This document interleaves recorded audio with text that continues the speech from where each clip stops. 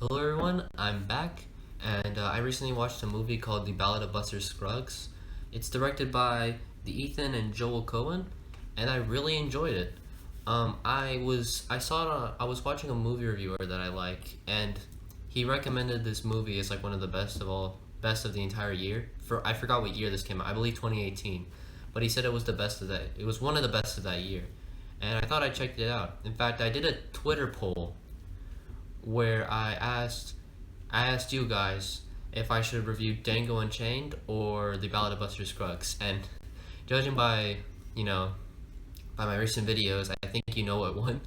But yeah, I still wanted to check this movie out, and I did, and like I said, I really liked it. So let's talk about a little bit of the pros. So the writing was very well done. It was really well written. This movie was great in that department, and it does something I think a lot of movies need to do, where like the character development is really well to the point where like the characters don't say their personality, but you can tell how they are or how they're like just by listen to their voice or the actions they do, and it's very well done.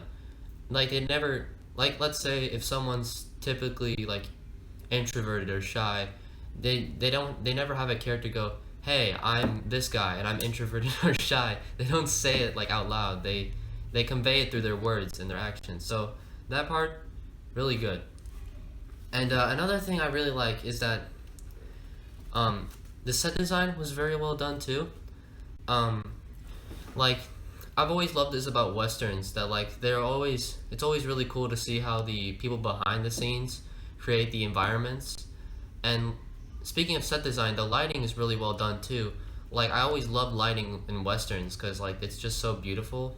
It's hard to explain, but if you just like watch like clips of the movie, you know what I'm talking about.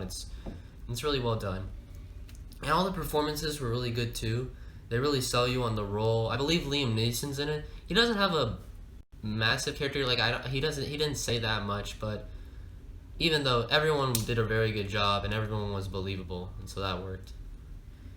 And the plot was actually really well too. So, by the way, The Ballad of Buster Scruggs is the name of one of the tales in the movie. There's about a few tales. I can't remember how many.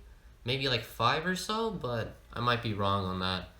But yeah, it's one of those movies that combines multiple small stories, and that's actually kind of hard to do because the problem with those movies, they can work. Don't get me wrong, but the problem with those movies is that if you have one story that isn't that good, that drops a lot of points off from the actual movie itself.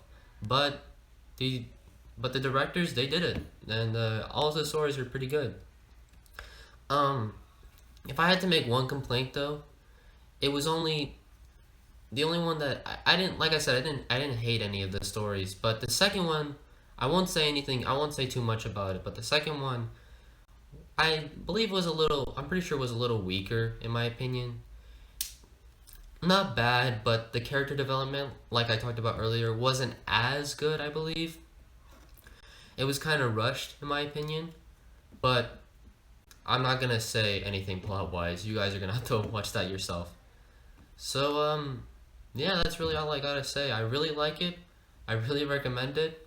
And, oh yeah, I thought I mentioned this. It's kind of similar to Django Unchained in some ways. Like, like it's not like there's the story is completely different, but in terms of it's it's similar in kind of like the western department, where I don't know if you'd classify Django Unchained as a western, but it's like if you watch the movie, you notice how it's shot in similar ways, and there's some aspects that like are very similar to it, and also the violence. Like this movie is rated R, and it's because of the violence, and it was very similar to Django and how it was kind of extreme, and the blood and gore was very similar. I'd say Django was a little more extreme on that department, but I don't know, my brain connected it kind of. So yeah, I'd recommend it. It's on Netflix, so I mean, I'm sorry if you don't have Netflix, but I'm pretty sure a lot of you do. And yeah, thanks for watching.